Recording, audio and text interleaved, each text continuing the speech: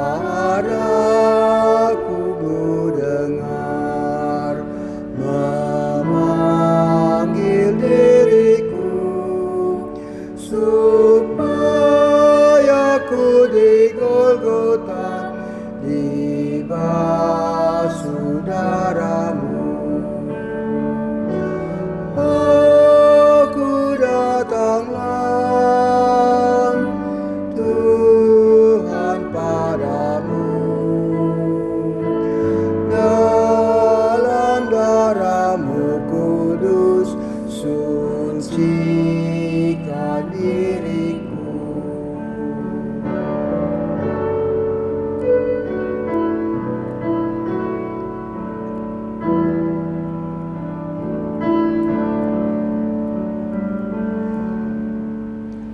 Kehendaki ku lemah, tenaga Kau beri, Kau hapus aib dosaku, hidupku pun bersih.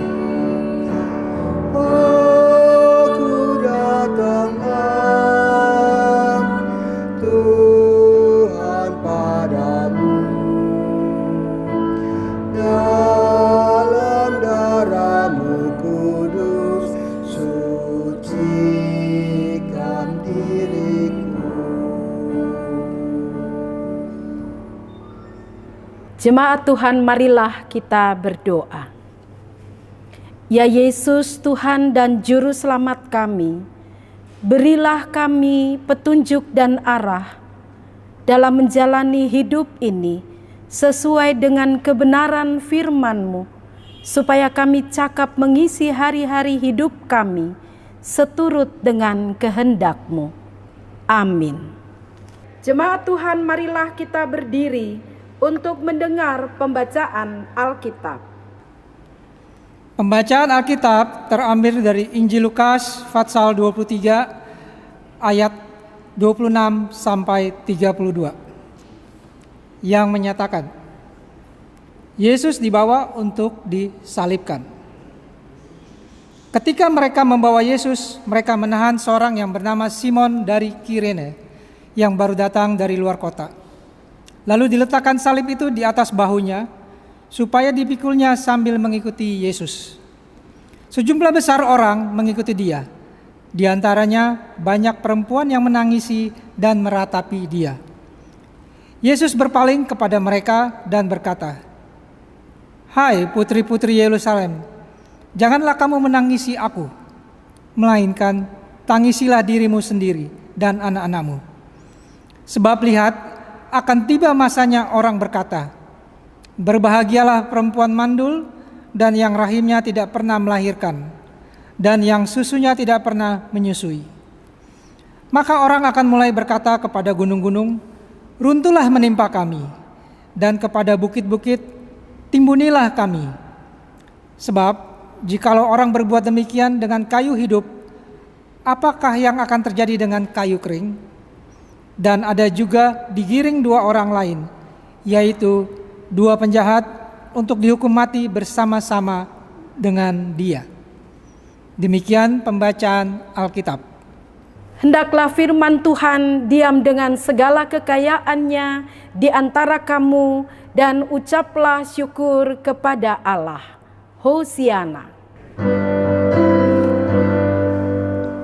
Hosiana, Hosiana, Hosiana.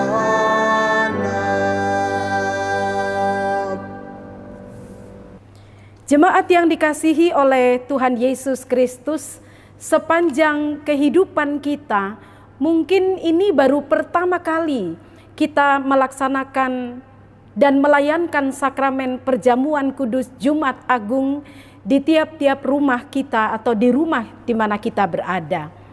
Nats firman Tuhan mau menghantar kita untuk menghayati tentang pengorbanan Tuhan Yesus Kristus di atas kayu salib. Saya percaya bahwa kita pernah melihat atau menyaksikan penderitaan dan juga kesulitan kesengsaraan orang lain dan kita menolong, memberi diri menolong mereka. Kita membantu mereka. Saya juga percaya bahwa kita dapat menangisi dalam kesusahan yang menyesakkan jiwa kita karena melihat penderitaan orang lain. Anda pasti pernah mengalaminya, bukan? Simon dari Kirene dan sejumlah perempuan-perempuan di Yerusalem menjadi tokoh yang patut untuk kita pelajari saat ini. Bagaimana dengan Simon orang Kirene? Dia ada di Yerusalem dan dia didesak untuk memanggul palang salib Yesus. Bagaimana reaksinya? Dia memberi diri untuk memanggul salib itu sampai selesai, seperti yang diharapkan darinya. Di tengah kondisi Yesus yang lemah, ia datang dan bersedia menolong. Bagaimana dengan sejumlah perempuan-perempuan yang banyak menangisi dan meratapi Yesus? Mereka tinggal mengikuti bagaimana penderitaan yang dialami oleh Yesus. Mereka tinggal menangis dan meratapi. Masih siapkah kita untuk boleh melihat akan hal ini menjadi bagian penting dalam perjalanan kesaksian dan pelayanan kita, mencontoh Simon dan perempuan-perempuan yang menangisi dan meratapi Yesus dan disapa oleh Yesus. Memperhatikan sejumlah besar perempuan yang menangisi Yesus. Yesus berkata di ayat 28, "Hai putri-putri Yerusalem, jangan kamu menangisi aku, melainkan tangisilah dirimu sendiri dan anak-anakmu." Yesus terus memaksimalkan pengajarannya sekalipun dengan kondisi lemah sebagai manusia. Bagaimana kita harus bersikap? Yesus masih secara optimal mau mengarahkan dan mengajari semua orang yang melihat jalan penderitaan menuju ke salib. Bukan Yesus tidak menghargai kesedihan perempuan-perempuan yang menangisi dan meratapi penderitaan Yesus. Bukan Yesus tidak bela rasa. Bukan Yesus juga tidak menghayati kesusahan hati mereka dan memakluminya dengan berkata, "Tangisilah dirimu sendiri dan anak-anakmu." Menangisi sebagai ungkapan jiwa, itu pun mau diarahkan oleh Yesus. Tangisilah dirimu sendiri, tangisilah anak-anakmu. Ini adalah pernyataan Yesus. Yesus mau mengarahkan mereka atas nubuat kenabian terhadap Yerusalem. Yerusalem yang mengandung dan menyimpan ketidakadilan. Yerusalem yang tidak setia. Yerusalem yang serakah dan tak peduli. Yerusalem yang jahat dan menyimpan banyak persoalan. Yesus juga mau mengatakan tentang hal ke depan, bahwa akan ada kelaparan yang besar dan mereka akan mengalaminya di bentuk-bentuk penderitaan. Secara ekonomi mereka akan terganggu dan juga kemerdekaan mereka. Mereka akan mengalami banyak kesulitan. Yesus justru menangis. Dia juga sangat sedih. Injil Lukas mengungkapkan akan hal itu. Dia menangisi masa depan Yerusalem. Tangisilah dirimu sendiri dan anak-anakmu. Bukan ucapan yang tidak manusiawi. Sebab Yesus juga menangisi Yerusalem dan semua orang yang menimpa mereka. Semua yang menimpa mereka. Lukas 19 ayat 41 sampai ayat 44. Di situ juga diungkapkan tentang bagaimana Yesus menangis. Di situ dijelaskan bahwa ketika Yesus telah dekat dan melihat kota itu, dia menangisinya Katanya, wahai betapa baiknya jika pada hari ini juga engkau mengerti apa yang perlu untuk damai sejahteramu. Tetapi sekarang hal itu tersembunyi bagi matamu. Sebab akan datang harinya bahwa musuhmu akan mengelilingi engkau dengan kubu, lalu mengepung engkau dan menghimpit engkau dari segala jurusan. Dan mereka akan membinasakan engkau beserta pendudukmu, dan pada tembokmu mereka tidak akan membiarkan satu batu pun tinggal terletak di atas batu yang lain, karena engkau tidak mengetahui saat bila mana Allah melawat engkau. Menangis sebagai ungkapan jiwa yang diarahkan oleh Yesus adalah menangis karena melihat bukan kepada diri sendiri, tetapi kepada masa depan dan masa depan bersama.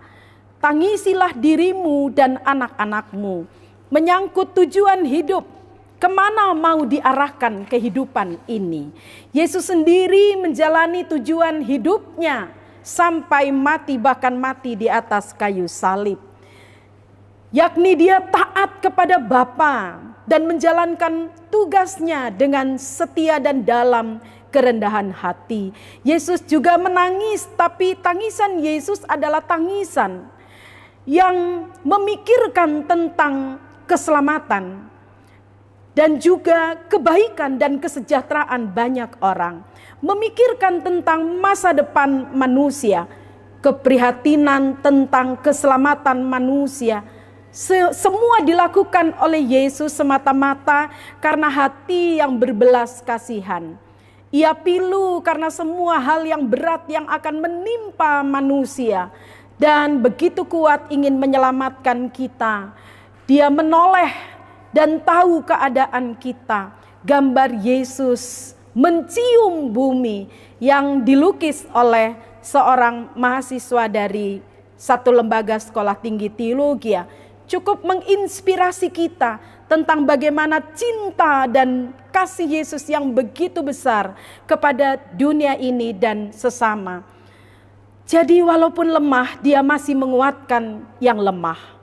Sekalipun dia susah, dia masih menghibur yang susah. Walau tidak berdaya, dia tetap teguh menjalani jalan salib dan tersalib. Ia tidak mau berkorban untuk menebus dengan sembarangan. Dia mau menunjukkan bukti-bukti kasih yang besar, bahwa pengorbanan dan keselamatannya sungguh-sungguh membebaskan dan memerdekakan manusia untuk hidup berkemenangan dalam Yesus Kristus. Dengan pengorbanan Kristus, mari arahkan, kendalikan tujuan kehidupan kita. Mari pikul salib setiap hari. Mari kendalikan hidup dan tujuan kehidupan ini. Injil Lukas mengatakan bahwa tangisilah dirimu sendiri, tangisilah anak-anakmu. Menangis saja tidak cukup. Mari lakukan yang terbaik bagi masa depan. Mari lakukan yang terbaik mulai dari apa yang kita mampu untuk mengerjakannya. Lakukanlah bagi sesama. Yakobus mengatakan, kalau kamu tahu kamu harus melakukan yang baik dan kamu tidak melakukannya, kamu berdosa. Pikirkanlah juga masa depan yang mulai kita kerjakan dari diri kita sendiri yang berdampak bagi orang lain. Tenar, tersohor, pamer ini dan itu, tidak mau bekerja sama, tidak peduli, serakah, dan tidak memperhatikan lingkungan. Sungguh sekarang tidak mendapat tempat. Dalam kondisi yang seperti ini, kita melihat bahwa kita seperti terkurung dan terjebak di rumah. Sebenarnya Allah punya tujuan. Hal yang pertama adalah bahwa ini waktu bagi keluarga, rumah tangga untuk mengenal Tuhan lebih dalam, mengasihi Tuhan lebih sungguh, dan menghargai sesama dengan kasih yang melimpah. Ini waktunya untuk melatih tiap-tiap anggota rumah tangga untuk belajar bertolong-tolongan satu sama lain. Ini waktunya untuk mengasihi anak-anak, buat mereka bertumbuh dalam kepedulian akan diri dan nasib orang lain. Semangat untuk lakukan yang terbaik bagi orang lain. Simpan air matamu, ubah menjadi spirit yang baru, menjadi energi pendorong untuk hadapi hidup dan masa depan. Tangisilah dirimu sendiri dan anak-anakmu. Bila hanya berorientasi pada lingkungan hidup saja dan rasa aman diri sendiri, bersyukur atas keterbatasan di lingkup diri sendiri. Untuk apa tujuan hidup ini? Mari menyaksikan kasih Kristus, karena Kristus sudah memberikan teladan pengorbanannya bagi kita semua. Mari menyatakan kemuliaannya, karena salib adalah bukti pengorbanan Yesus Kristus. Mari rayakan di Jumat Agung ini roti yang dipecah-pecahkan dan anggur yang dibagikan untuk kita minum, dicurahkan bagi kita untuk menjadi peringatan Allah di dalam Yesus. Menghadirkan kita dalam dunia ini tentu punya tujuan. Ia mempersiapkan kita untuk melakukan kebaikan, dan Ia mau kita hidup di dalamnya. Amin.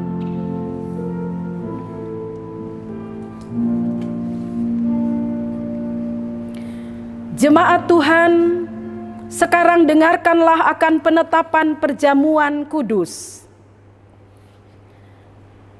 Sebagaimana tertulis dalam 1 Korintus 11 ayat 23 hingga ke 26, yang mengatakan demikian.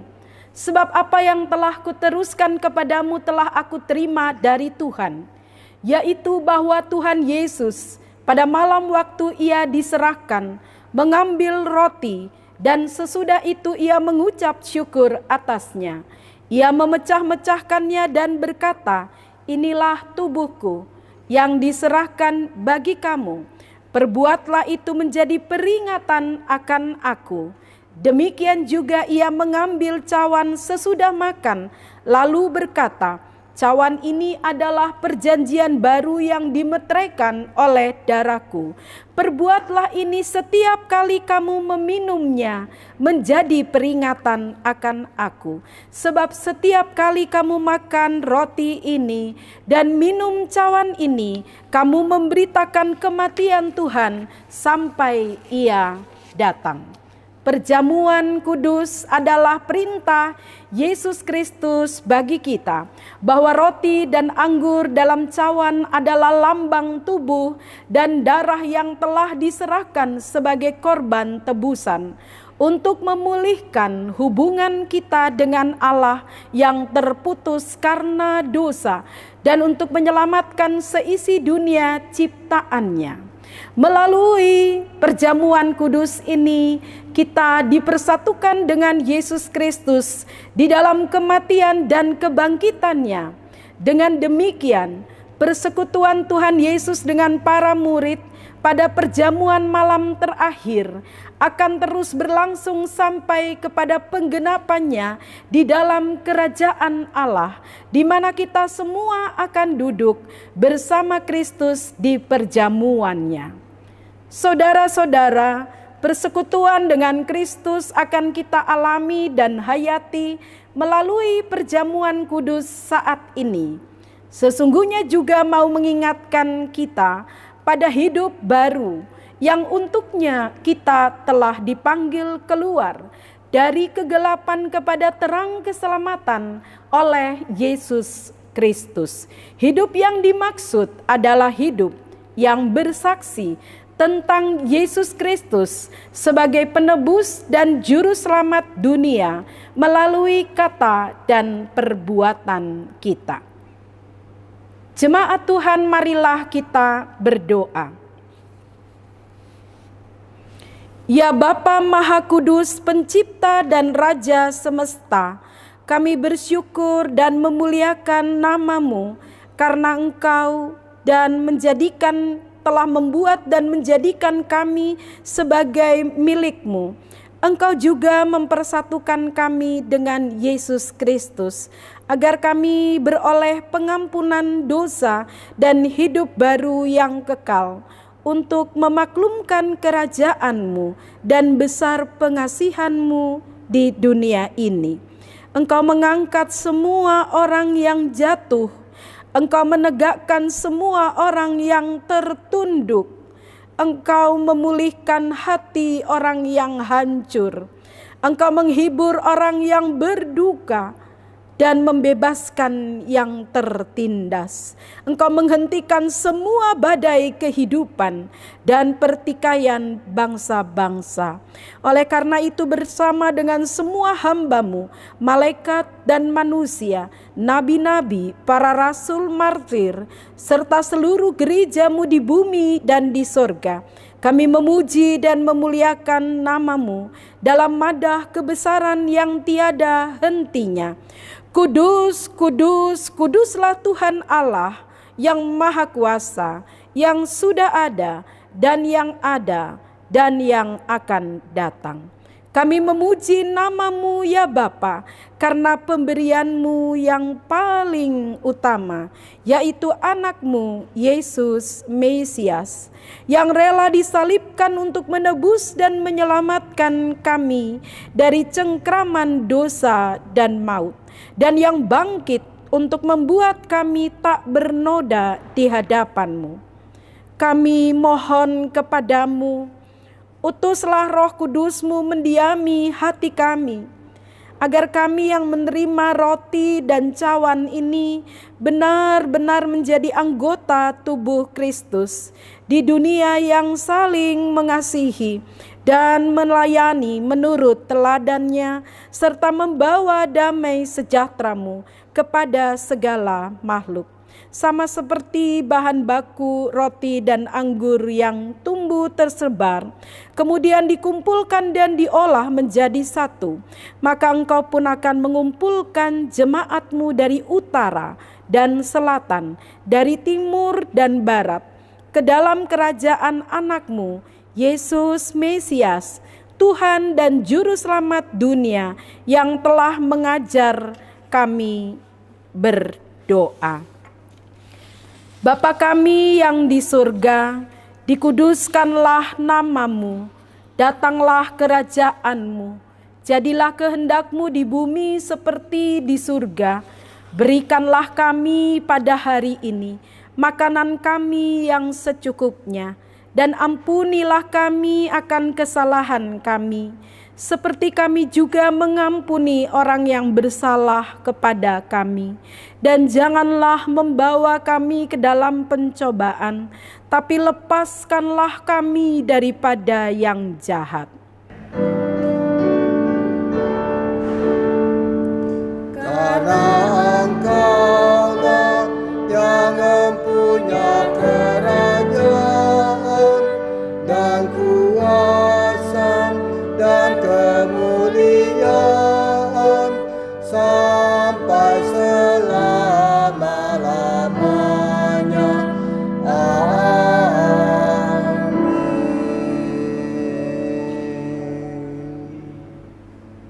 Jemaat Tuhan, sebelum menerima roti dan anggur sebagai lambang tubuh dan darah Tuhan Yesus, marilah kita berdiri untuk mengaku iman menurut pengakuan iman Nisea Konstantinopel. Dengan hati dan mulut masing-masing kita berkata, aku percaya kepada satu Allah, Bapa yang Maha Kuasa, pencipta langit dan bumi, dan segala yang kelihatan dari segala yang tidak kelihatan, dan kepada satu Tuhan Yesus Kristus, Anak Allah yang tunggal, lahir dari Sang Bapa sebelum ada segala zaman, Allah dari Allah, terang dari terang, Allah yang sejati dari Allah yang sejati, diperanakkan bukan dibuat, sehakikat dengan Sang Bapa, yang dengan perantaraan segala sesuatu dibuat, yang telah turun dari sorga untuk manusia dan untuk keselamatan kita, dan menjadi daging oleh Roh Kudus dari anak darah Maria, dan menjadi manusia yang disalibkan bagi kita di bawah pemerintahan Pontius Pilatus, menderita dan dikuburkan, yang bangkit pada hari ketiga sesuai dengan isi kitab-kitab, dan naik ke surga, yang duduk di sebelah kanan Sang Bapa dan akan datang kembali dengan kemuliaan untuk menghakimi orang yang hidup dan yang mati, yang kerajaannya takkan berakhir. Aku percaya kepada satu Roh yang adalah Tuhan dan yang menghidupkan, yang keluar dari Sang Bapa dan Sang Anak, yang bersama-sama dengan Sang Bapa dan Sang Anak disembah dan dimuliakan, yang telah berfirman dengan perantaraan para nabi. Aku percaya satu gereja yang kudus dan am dan rasuli. Aku mengaku satu baptisan untuk pengampunan dosa. Aku menantikan kebangkitan orang mati dan kehidupan di zaman yang akan datang.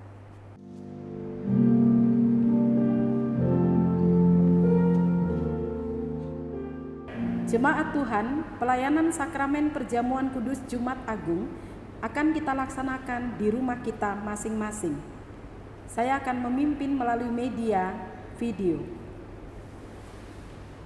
Supaya kita dipelihara dengan roti surgawi, yakni Yesus Kristus, maka janganlah hati dan pikiran kita melekat pada roti dan anggur yang kelihatan ini, tetapi marilah kita menerimanya dengan iman yang tertuju kepada Yesus Kristus, Tuhan dan Juru Selamat kita.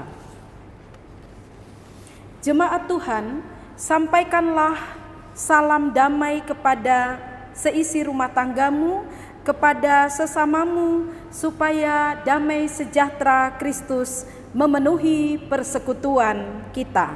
Damai sejahtera bagimu. Damai sejahtera bagimu.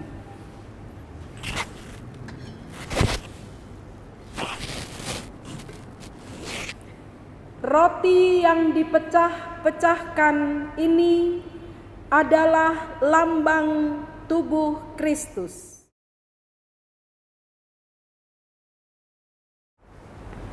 Ambillah.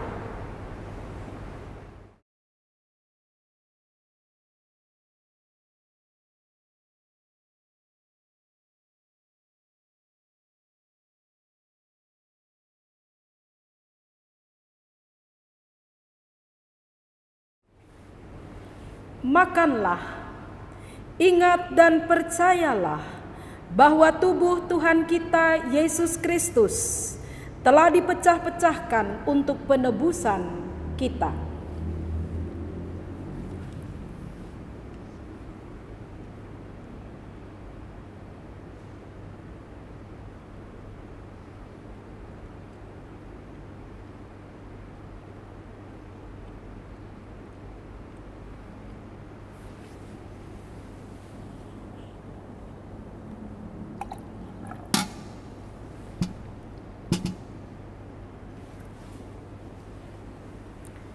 Cawan yang kita pakai untuk mengucap syukur ini adalah lambang darah Kristus.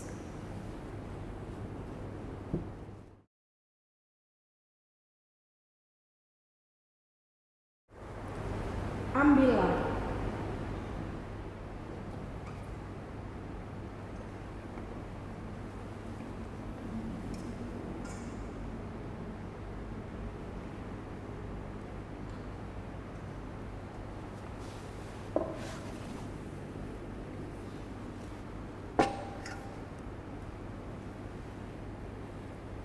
Minumlah.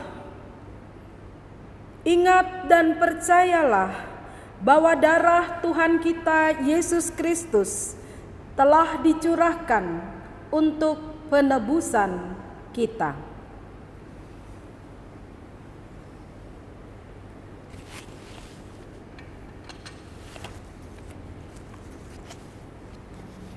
Dengarlah pembacaan Alkitab dari Mazmur 103 ayat pertama hingga yang kelima. Terpujilah Tuhan, hai jiwaku. Pujilah Tuhan, hai jiwaku.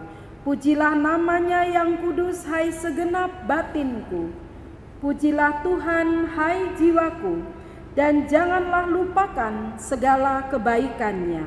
Dia yang mengampuni kesalahanmu, yang menyembuhkan segala penyakitmu, Dia yang menebus hidupmu dari lubang kubur, yang memahkotai engkau dengan kasih setia dan rahmat. Dia yang memuaskan hasratmu dengan kebaikan, sehingga masa mudamu menjadi baru seperti pada burung Raja Wali. Damai sejahtera Allah yang melampaui segala akal akan memelihara hati dan pikiranmu dalam Kristus Yesus.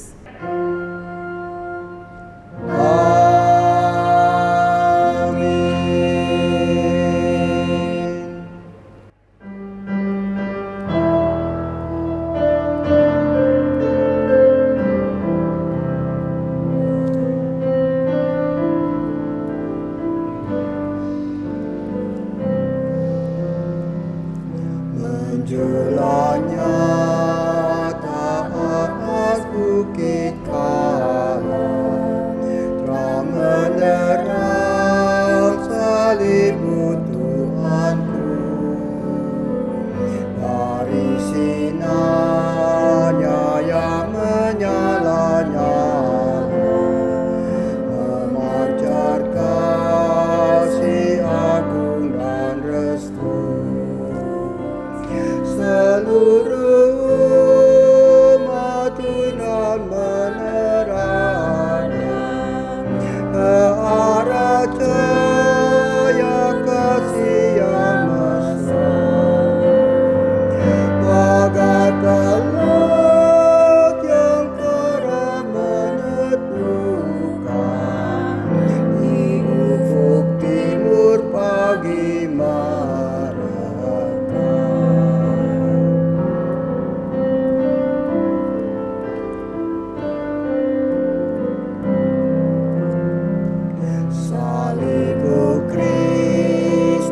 tanda pengasihan, mengangkat hati yang remuk redam, membuat dosa yang tak terperikan di lubuk cinta Tuhan terbenam. Di dalam